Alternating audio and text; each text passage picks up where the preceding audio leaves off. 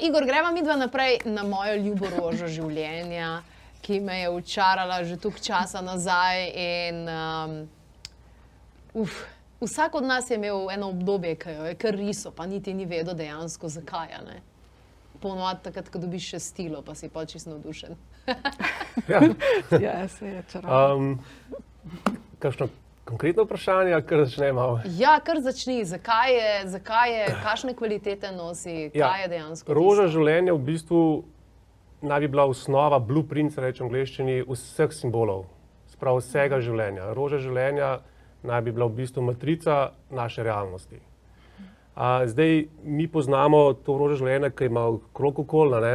Zdaj ta znan učitelj Drvala Markiz, ki je to dol predstavljal že 30 let nazaj, je rekel, da so to stari narodi oziroma mistične šole to krog dal okoli zato, da so v bistvu skrili tista največja znanja. Zato, ker roža življenja je bila v starih tradicijah zelo varovana skrivnost, oziroma tem šolam so se rekli mistične šole in so bile zelo zaprte, ne. Tudi pol kasneje, ko so bili nekako prostozidarji, masoni, so nekako ta znanja naprej nesli, so tako bili nekako skrite skupnosti oziroma skrite skupine. Zdaj v roži življenja, če dodamo še ene kroge okoli, dobimo podobo, ki se reče Metatronova kocka. In Metatronova kocka predstavlja v bistvu gradnike našega življenja v vseh pogledih.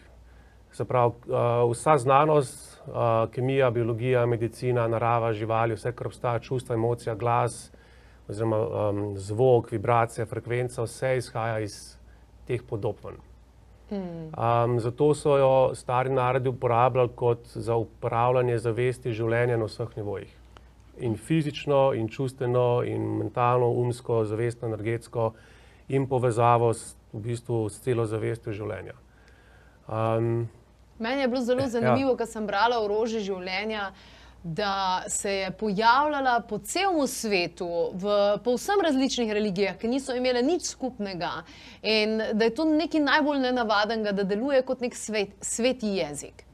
Ja, tukaj pravi, matematika oziroma geometrija je bila jezik splošnega znanja. Ja, pojavljala se je povsod. Najbolj znani so v Egiptu, v Grčiji, v Turčiji, na Kitajskem, sever Evrope, sprav Azija. Mogoče v Amerikah, ne vem točno, če je bila ful pogosto najdena, ampak načeloma po celem svetu, ja.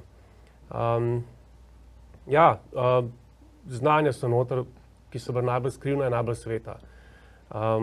Tudi Fibonaccijevo zaporedje, vsi simboli, ki prihajajo, so iz te rože življenja ven. Zdaj, ne vem, bomo videla, če bo šla globlje, ne, mi smo to uporabljali za v bistvu samo iniciacijo. V mističnih šolah je bilo zato, da si ti risal različne stopnje zavesti oziroma različne kozmograme, zato da si samega sebe iniciiral preko oči, možganov in zavesti in polja in se s tem pomagal pred osebnostnim pa duhovnem razvoju. So pa sveto geometrijo seveda uporabljali za gradnjo piramid, templov, kipov, materialov. Prav, recimo v Egiptu je bilo skoraj vse narejeno po sveti geometriji. Vsi predmeti. Oblačila, sandali, žlice, ne vem, karkoli stole.